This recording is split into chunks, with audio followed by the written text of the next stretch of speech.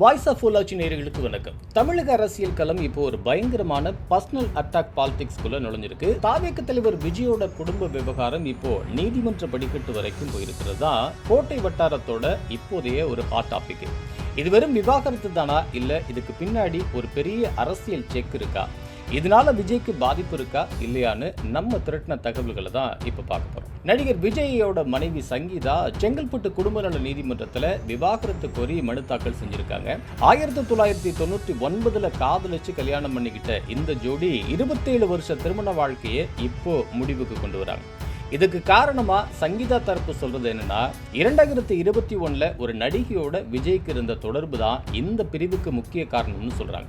வர ஏப்ரல் 20 விஜய் நேர்ல ஆஜராகணும்னு நீதிமன்றம் அதிரடியான ஒரு உத்தரவும் போட்டிருக்கு. விஜய் கட்சி ஆரம்பிச்சு 2026 தேர்தலில் ஒரு பெரிய மாற்றத்தை ஏற்படுத்துவார்னு எதிர்பார்க்கப்படுற இந்த நேரத்தில் கரெக்டா இந்த விவகாரம் வெளியே வர்றது தான் பல சந்தேகங்கள் எழுப்புது.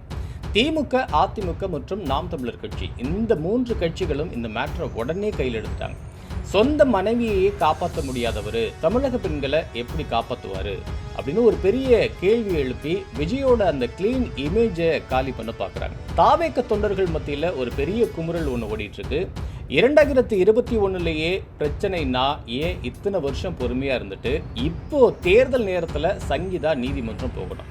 இது சங்கீதா எடுத்த முடிவா, இல்ல விஜயை முடக்கிறதுக்காக ஒரு மெகா கட்சி போட்ட ஒரு ஸ்கெட்சா அப்படிங்கிற ஒரு கேள்விக்குறியும் முன்வைக்கிறாங்க. சர்வே ரிப்போர்ட் என்ன சொல்லுதுன்னா, விஜய்க்கு பெரிய பலமே பெண்களோட ஓட்டுகள் தான். இந்த விவாகரத்து விவகாரம் அந்த வாக்கு வங்கியை எப்படி பாதிக்கும் அப்படின்னு ஒரு ஆழமான ரிப்போர்ட்டை இப்ப பார்க்கலாம். கிராமப்புறத்தில் இருக்கிற பாரம்பரிய பெண்கள் மத்தியில குடும்பத்தை நிர்வாகம் பண்ண முடியாதவர் நாட்டை எப்படி நிர்வாகம் பண்ணுவார் அப்படிங்கிற கேள்வி எழுவதற்கு நிறைய வாய்ப்பு இருக்கு. இது திமுக மற்றும் அதிமுகவுக்கு சாதகமா அமையலாம்.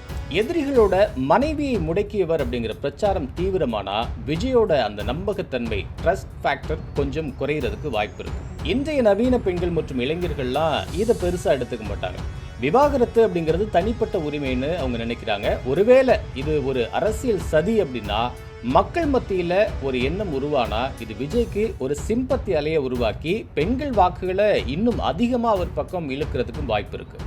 சென்னை மற்றும் நகர பகுதிகளில் இங்க இருக்கிற பெண்களுக்கு இது ஒரு பெரிய விஷயமா தெரியாது. அதனால விஜய்க்கு இங்கே பாதிப்பு என்னவோ கம்மி தான்.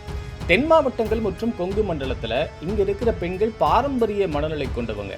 இங்குதான் விஜயோட மகளிர் அணி ரொம்ப கடுமையா உழைக்க வேண்டியிருக்கும். இந்த விவகாரம் விஜயோட பெண்கள் வாக்கு வங்கியை மொத்தமா காலி பண்ணிடாது. ஆனா அவரோட வாக்கு சதவீதத்துல ஒரு 2-3% வாக்குகளை தடுமாற வைக்கிறதுக்கு உண்டான வாய்ப்புகள் இருக்கு. இதை சரி பண்ண விஜய் வரப்போற தேர்தலில் பெண்களுக்கான ஸ்பெஷல் திட்டங்களை ஏதாவது ஒன்று அதிரடியாக அறிவிச்சா இந்த நெகட்டிவ் இமேஜ் அப்படியே காணாம போயிடும். விஜயை தேர்தல் வேலைகளில் கவனத்தை செலுத்த விடாம நீதிமன்றம் குடும்ப பிரச்சனைன்னு அவரை அலக்களிக்கிறதுக்காக போடப்பட்ட ஒரு பெரிய மாஸ்டர் பிளான் தான் இது அப்படின்னு தான் ரகசிய தகவல்கள் சொல்லுது.